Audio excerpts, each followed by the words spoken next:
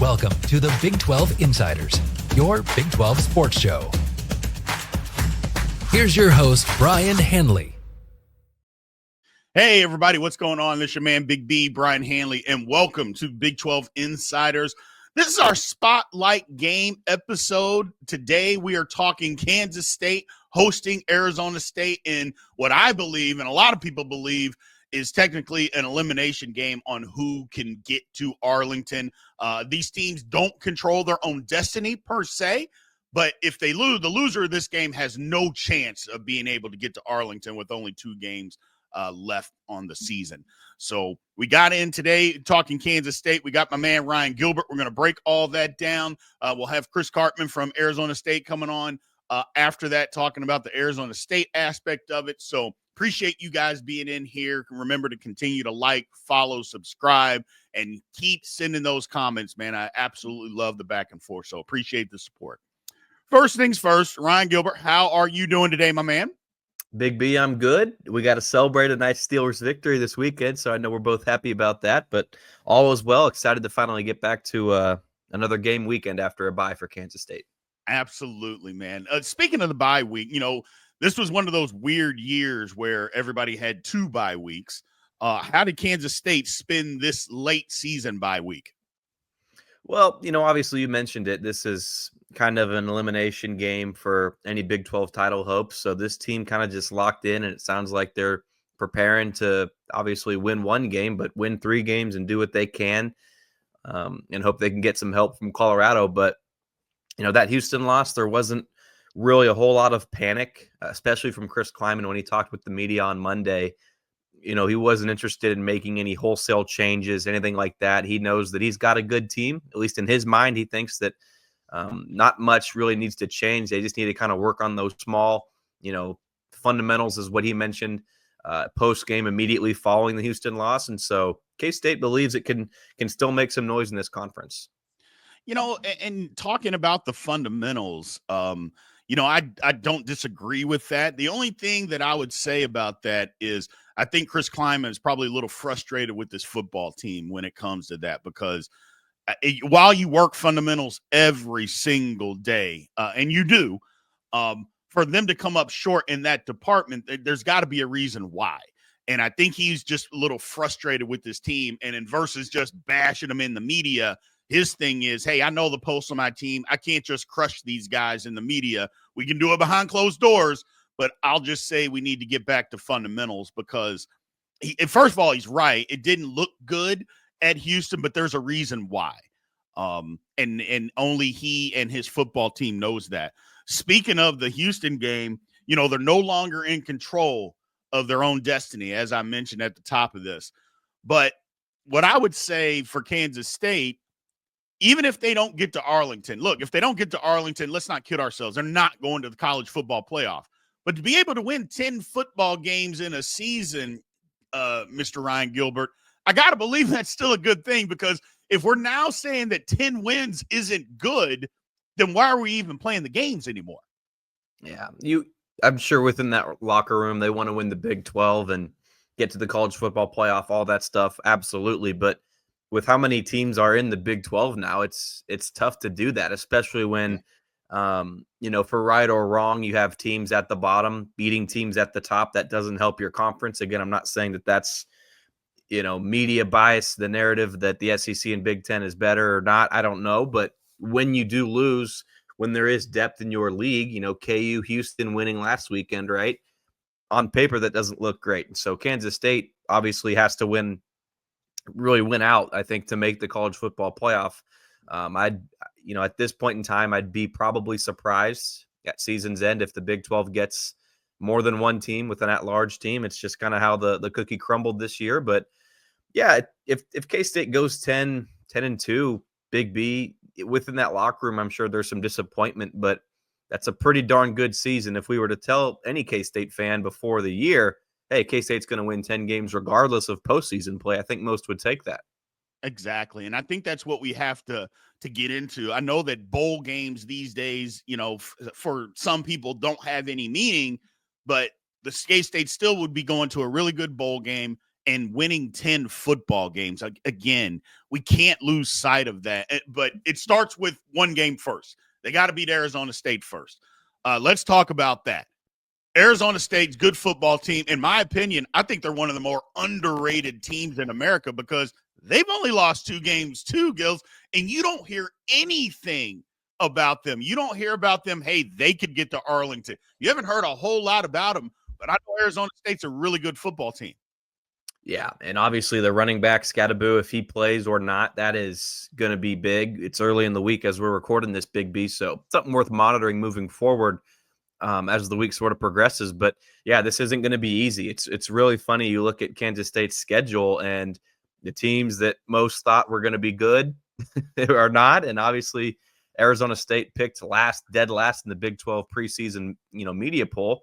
Here they are with a tangible fighting chance to play for a conference title, and it's in the first year in the Big 12. So, it's not just this game, but Cincinnati next weekend also doesn't look easy. And so despite it being at home, it's going to be a challenge for K-State. Chris Kleiman's had some struggles in his career after a bye week. He obviously came out in the first bye of 2024 and won. So those conversations have quieted just a little bit, but won't be easy for Kansas State without a doubt. No, and this game, I mean, Arizona State, you mentioned Cam Scadaboo, one of the better running backs, not just in the Big 12, but also the country, multi-dimensional, can do a lot. But they found a way to win easily last week without him. Now, Oklahoma State, they've literally quit. So that's a different task when you're trying to go to Manhattan, Kansas and win. But a tough schedule or a tough team nonetheless. Anything that you see, again, we're recording this early, but just taking a look from the outside in, anything that you see specifically that Kansas State needs to do to try to win this football game? And let's just say Cam Scadaboo plays. Let's put that card on the table. I think you would want, I mean, obviously if you're a K-State fan, you maybe don't want him, but you want this as college football. It's ESPN. It's going to be late, beautiful weather, but all that, being said, you want Cam Scadaboo to play. That's college football at its finest when you've got the best going up against the best. But, going back to the Houston game, and I know we'll touch on Arizona State here, but with Houston, K-State, the fundamentals were poor without a doubt, but the play calling, the decision-making, the schematics, I think all that stuff could have been a lot better for Kansas State. And so, teams are essentially selling out, to stop the run with DJ Giddens loading the box. Is there a way to navigate that, work around that, or do you just have to go and attack through the air and make teams kind of respect Avery Johnson's arm? And against Arizona State, K-State's had a full week off to kind of adjust and prepare for that. But, with the Sun Devils, they've got a mobile quarterback once again that, Kansas State has seen before with Jalen Daniels. And, obviously with Houston last weekend, a guy that really didn't throw the ball at all. And so, K-State's kind of prepared for that, but it's a quality team, man. It's a quality team and a quality opponent. And, certainly K-State's not taking this one lightly. Yeah, I think Arizona State, being who they are and as good as they are this late in the season, number one, it's caught a lot of people by surprise, but it won't catch Kansas State by surprise because, again, they still have a lot out there in front of them that they can accomplish. And, again, there's that outside chance. I mean, it just takes one game. We've seen it. Heck, it happened to Kansas State. Get beat by somebody that you don't think they're supposed to. So it's just going to take that one game, and if they keep winning, they're right back in the thick of this thing. So I'm excited about the football game personally. I think it's going to be a really good one. Should be good weather. Again, we absolutely hope Cam Scadaboo plays. We hope everybody plays and is healthy. Anything as far as Avery Johnson, we saw the last time that he was out, didn't have such a great game in Houston. Now, some of that, Gills, can be attributed to bad weather. I mean, it's tough playing in a monsoon. It just is. But is there anything that maybe Avery, that interception down deep, maybe that shouldn't even have been a play call that happened? But is there anything specifically as far as Avery Johnson that we're seeing? There's rumors out there that he might still be playing hurt. He's not running as much. With another week off, are we going to be seeing the full complement of what Avery Johnson brings to the table? Well, Avery Johnson, Kansas State was up 19-10 in the fourth quarter, and they made enough plays to get that lead, and we're in a position to win it. Now, is it Avery's fault? Was it the play calling's fault? What went behind K-State blowing that? I'm sure there's some truth in between, but Avery Johnson obviously had the turnovers and wasn't pretty down the stretch. John, Big B, at this point in the year, man, nobody's fully 100% healthy, but No. I think Avery Johnson's 90, 85. He's a little less than others might be, and that's really just evident in the way that he kind of avoids contact, especially when running the football. And it's not just avoiding the hard hit, it's avoiding the hit at all. He'll run out of bounds yards shy of where, he potentially could have gotten. So, the loss was on a number of things, a number of reasons, and a quarterback's play largely does represent that. But, the weather, I don't want to make excuses for Avery Johnson at all, but the weather was awful in Houston. I mean, I was in the press box. I could barely, see out of the window because it was all wet and fogged up. And so it was a nasty game. And this is obviously a nice opportunity for Avery Johnson to bounce back. He's going to need some help, though, not only from his receivers who have underperformed in 2024. He's going to need help from his running game, take some weight off of his shoulders. And without a doubt, the offensive line over these next 3 games has to step up, Big B. Yeah, they do. Some teams have done some stuff to but to actually shut down the inside running game, what had been so successful for Kansas State for most of the season. Some teams have done some stuff to take that away. So hopefully during the bye week, for Kansas State's sake, that they've made some adjustments there. When Chris Klieman talks about fundamentals, maybe he's just telling the media fundamentals when actually he's talking about schematics to find different ways to be able to run the football. Early in the week, but on the spot nonetheless. Who wins the game on Saturday? K-State at home has been really good over the last couple of years. If you throw out the Iowa State loss from last year, Klieman's going to have these guys ready after a bye. I think one of the biggest things when I kind of took a step back and looked at it with Houston, Kansas State played at West Virginia and at Colorado, and then a home game against KU. So that's a lot of travel and then a lot of emotional stress, so to speak, playing your rival and stuff like that. So I think it all kind of caught up to them on the road at Houston. I'm not excusing the way K-State performed, but with the weather and all that stuff, it all just kind of caught up to them. I think a bye week is great for this team to reset playing at home. I think Kansas State can get this done, but like I keep saying, it's not going to be easy, but this will not at all be a game that K-State overlooks in any way. I think that there's some truth in saying that you look at Houston's record, it was probably easy to think that you're going to beat them. You can't think that with Arizona State, and this team is not. Absolutely. So appreciate your time, Gills, giving us your insight on what's going on with the Kansas State team after their bye week. Still a lot to play for, not just for Kansas State, for both teams. So we appreciate you giving us your time today. You betcha, Big B. All right. Everybody will be right back on the other side of this. Just a quick break, and we'll bring Chris Karpman in to talk Arizona State football. We'll be right back.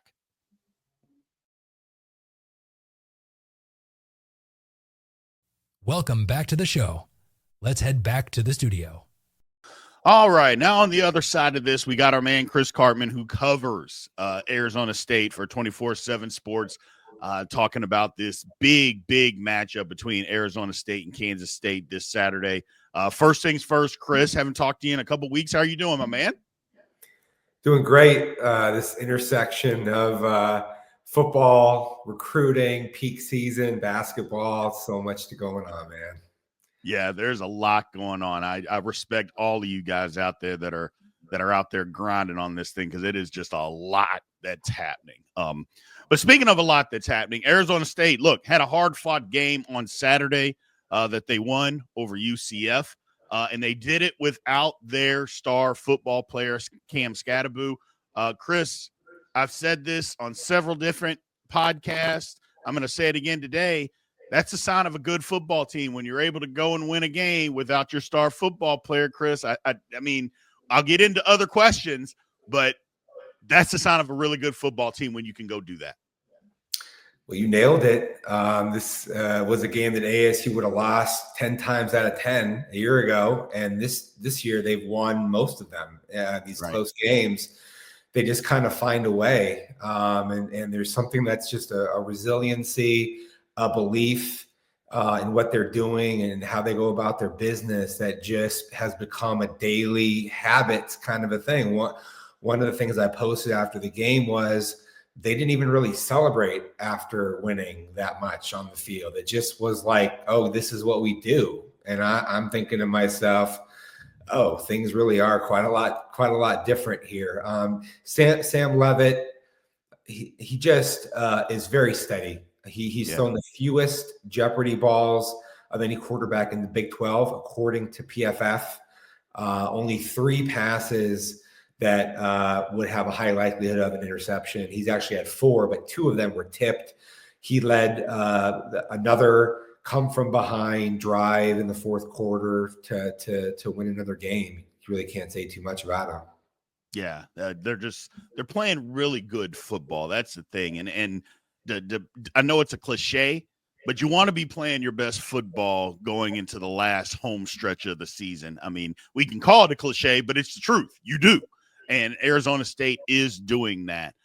Speaking of Cam Scatterboot, like I said, he sat out. Wouldn't be doing my job if I don't ask you, does it look like he's going to be able to play this weekend? He does look like he's going to play this weekend. He was practicing this morning. I was just out there before we recorded this, and he actually tried to get Kenny Dillingham to let him play in the middle of the game.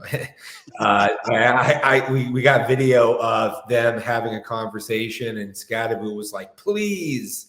And we were like, is that what we think it is? And then I asked Dillingham about it at the Monday press conference, and he was like, yep, he was trying to get me to let him play. So I think the signs are very strongly pointing to a yes on that. And that'd be huge. Kansas State is one of the best run defenses in the Big 12. And Scadaboo's accounting for like some crazy 50% or something of ASU's runs and 30-something% of its overall performance from scrimmage. So it'd be a big time for him to come back. Yeah, absolutely. Not to mention, for me, it's a big time football game, and I want to see everybody as close to full strength as possible. Obviously, it's football, so nobody's always going to be 100% healthy. I get that, but I want to see as good a game as we can possibly get because, in all actuality, Chris, this is an elimination game. Quasi-elimination game is that the loser of this, they don't have a chance to get to Arlington. The winner of this, while you need help, a month ago, the help was out there. So the help is still available. So the winner of this game can still get to Arlington. So, I don't know if ASU treats it any differently. They probably don't. It's just, hey, we just need to go win a football game. But this is a really big one to still keep your hopes alive of getting to the Big 12 championship, Chris. Listen, man, you just said ASU and Arlington in the same sentence, and it's in the middle of November, right? Like, dude, ASU was picked 16th in the Big 12 and is sitting on 7 wins. Like, Kalani Sitake at BYU is probably going to be the Big 12 Coach of the Year. But if not him, Kenny Dillingham has to be the guy, I would say, at this point. And, ASU is going to have to win its 3 remaining games to have a chance of getting in that playoff, the Big 12 title game, and then win that to maybe have a chance to be in the playoff. But they're playing with house money at this point is the way I look at ASU season. They're a touchdown underdog going to Kansas State. I think deservedly so. Kansas State, really good team, solid both sides of the ball, veteran quarterback, Avery Johnson. I don't see anything that's different in terms of how ASU is approaching it, though. To answer your question directly, they were out there having a physical, tough practice. That's been their tendency on Tuesday. And they're going to prepare for this like they've been preparing for all of them. They've actually done well when they've been the underdog. They've had 2 performances that were not up to par, and one of them, their starting quarterback didn't play, and another one was their first road game of the season where they had all these guys together early on, and they've been getting better, and I think they're playing their best football really of the year overall, and they have a legitimate chance to win this game. Yeah, absolutely. You know, you mentioned something earlier about being picked 16th. A lot of guys, myself included, picked ASU to finish 16th in the conference. Obviously, they have done a lot better than that. One of the things that I mentioned it earlier is on power rankings that Arizona State is being disrespected, not just within the conference, people talking about them, but all around the country. Like, nobody's talking about them being ranked. Nobody's talking about them being in the college football playoff rankings or anything like that.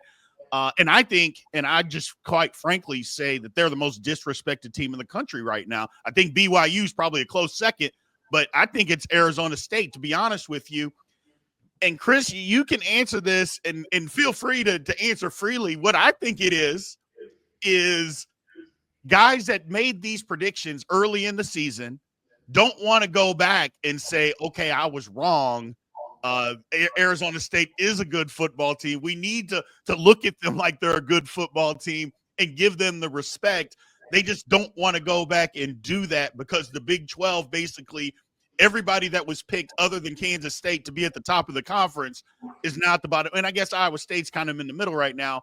But the teams that you thought were going to be good are terrible. And the teams you thought were going to be terrible are good. And people don't want to go back and just admit that they were wrong. You think that has something to do with why Arizona State's being disrespected?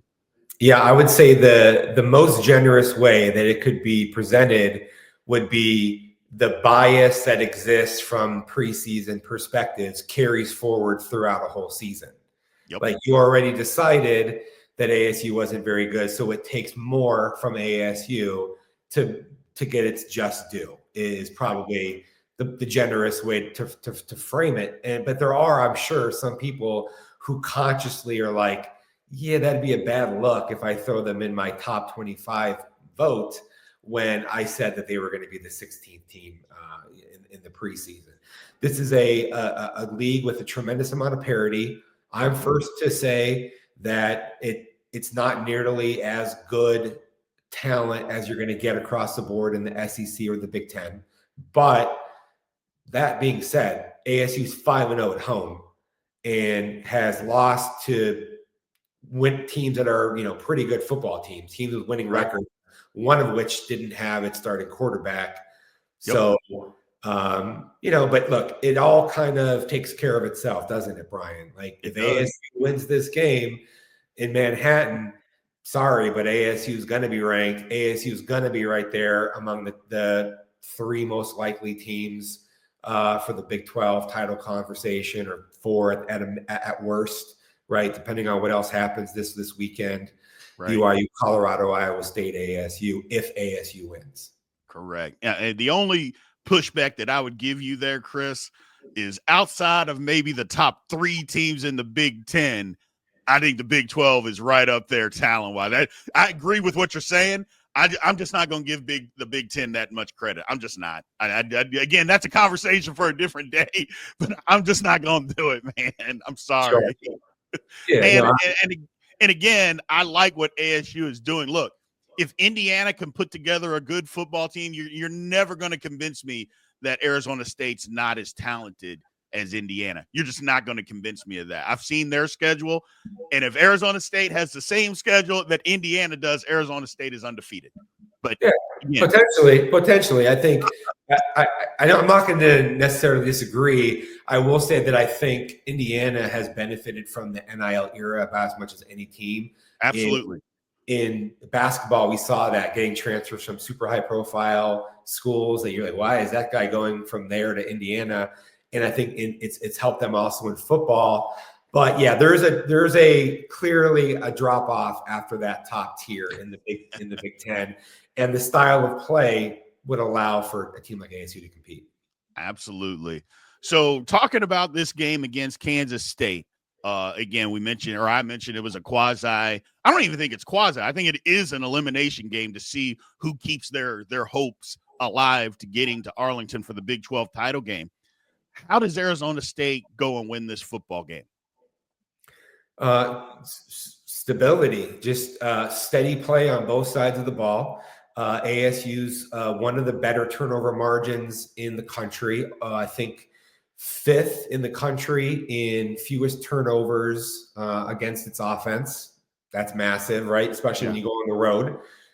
You got to be able to stop the run reasonably well, and you got to be able to bottle up Avery Johnson, especially on third downs, because he's going to go scramble for the marker. And if you can do those things, and everybody knows turnover margin, most important thing in football, but if you can be pretty successful against the run, because RJ Harvey had a first half that was not good against ASU. He had like 40 rushing yards or something in the first half. Now he got loose a little bit in the second half. Dude has 1,300 and something rushing yards already this season with like 3 games left or whatever.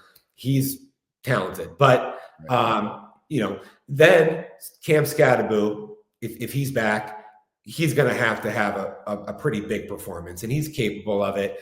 But and then ASU won against UCF because it had an interception return for a touchdown. It had a block punt return for a touchdown. So you got to find some way to impact the game, especially on the road, that is an atypical, unexpected thing, like those things were in that game. Right. And that's the thing, Scatterbo didn't play, and you got to try to manufacture some points somewhere. Well, he's probably going to play against Kansas State, as you mentioned, but still, he's probably not going to be close to 100%, maybe 70, 75%. So just like you said, you're still going to have to manufacture something. And usually when it's 2 pretty evenly matched teams or close to matched teams, you got to find something on the road to be able to overcome a home field advantage. So I love this game, man. I really, really do. It is not a game on my radar at the beginning of the year that I thought was going to be good. I'll be honest, I think it's one of the best games of the weekend in college football. I'm not just saying that because I went to K-State. I'm not just saying that because I cover the Big 12. I really believe, look, I watch college football, man. I pay attention to all of it. Arizona State's got a good football team. I can admit that I was wrong, Chris. But one thing that I do want to bring up here, you were right. Because you said at the very beginning of the season, Chris, when I asked you, you said, no, there's something different about this football team. Just watch. You were right. I'm giving you all the credit, Chris, because you called it. Didn't say they were going to win the conference. You didn't say anything outlandish, that they were going to go undefeated or anything. But what you did say, and I would point this out to anybody who asks, is that, no, Chris Karpman was on it. He said this team was going to be different, man. Culture changed. Culture is everything. And when you have buy-in, you have guys that are working for a common purpose, and they have belief and determination, that goes a long way. And there is a lot of parity in this conference, which gives you the opportunity to put your best foot forward, and they've done so. I didn't think they'd win 7 games at this point in the season, certainly, but I did believe that they were going to be able to be very competitive. And if they were great in turnover margin, taking care of the ball, and finishing games in the fourth quarter, they would have a chance to be very successful. And here they are. Absolutely, man. And it's good to see. And I know it's good for the Arizona State fans, alumni, everybody involved, because, it's a proud fan base from what I've gathered. Look, I haven't followed them too much, but now that they're in the Big 12, I've paid more attention. It's a pretty proud fan base, and now they've got something to root for. And I think it's just the beginning. I'll be honest with you, Chris. I think it's just the beginning. So thank you, man, for giving us your time, man. You've always been super gracious to the channel, so we appreciate what you have done to help us grow. And it's been fun to follow Arizona State and what they've done this season. So thank you for giving us your time earlier and also today, man. Thank you. Thanks, Brian. Appreciate it, man. No problem. We thank you, everybody, man, for joining us on the channel today. This is going to be a big-time football game between Arizona State and Kansas State, man. Just tune in at 6 Central time on ESPN. It's going to be a good football game. I'm excited. I really am excited. Big 12 football is here. This is what it is, man. It's just 2 good teams battling it out. Again, they're both of these teams, the opportunity to get to Arlington is still wide open. It's right there. Do they need help? Sure, they need some help. But you know me, I love chaos. And how often have we seen the chaos in this conference? It's been a lot. It has been a lot. So don't sell yourself short. anything can happen, man. So I appreciate everybody continuing to watch and follow along with this channel, man. Thank you guys. We will talk to you guys soon. Thank you for watching the Big 12 Insiders, your Big 12 sports show. This has been a Spirit Street production.